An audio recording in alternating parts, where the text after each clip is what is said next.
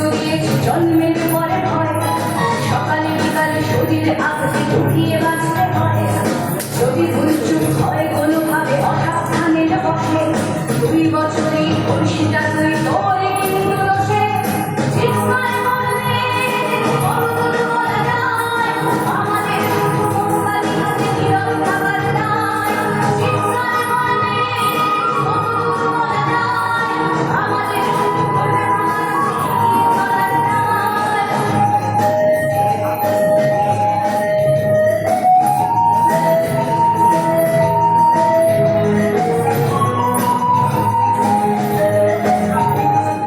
আর খানিকটা বড় করে ওরা ন্যাংটো করবে তোকে, তোর ডিম জুড়ে তোর গোলাপি সাথে গিলবে লোকে। বিক্রি হবে আরো আছে তোর চাকরি সুব্যক্তি কত, আমরা শুধু খানিক দোল খানিকটা বিব্রত। চিৎকার করবে বড় বলা যায়, আমাদের শুধু মোমবাতি হাতে নীরব থাকার দায়। চিৎকার করবে বড় বলা যায়, আমাদের শুধু ঘটা ভাঙা রক্তে এগিয়ে চলার দায়।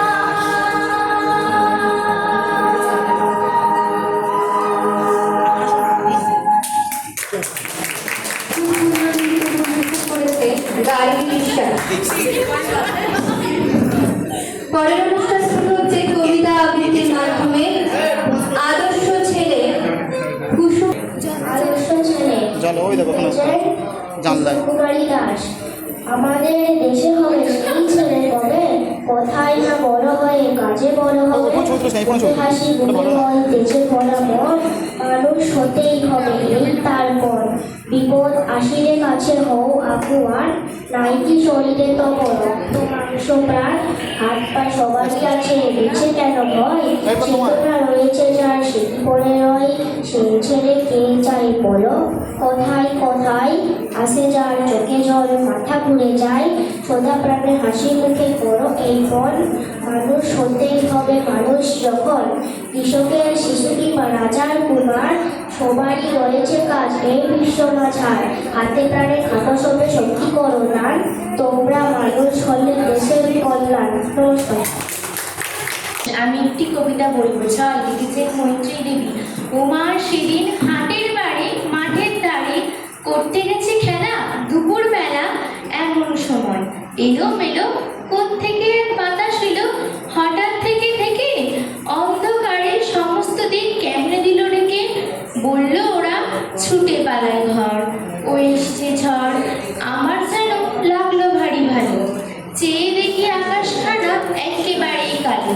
কালো হলো বকুল তলা, কালো চাপার ঢোল, কালো জলে দিয়ে পারি আসলো মাঝে তাড়াতাড়ি। কেমনে জানি বললো আমার মন, ঝরলো রে মা কয় আমার মনে হয়। কালের যেন ছেলে কালির দোয়া হঠাৎ করে কেমনে দিল ফেলে।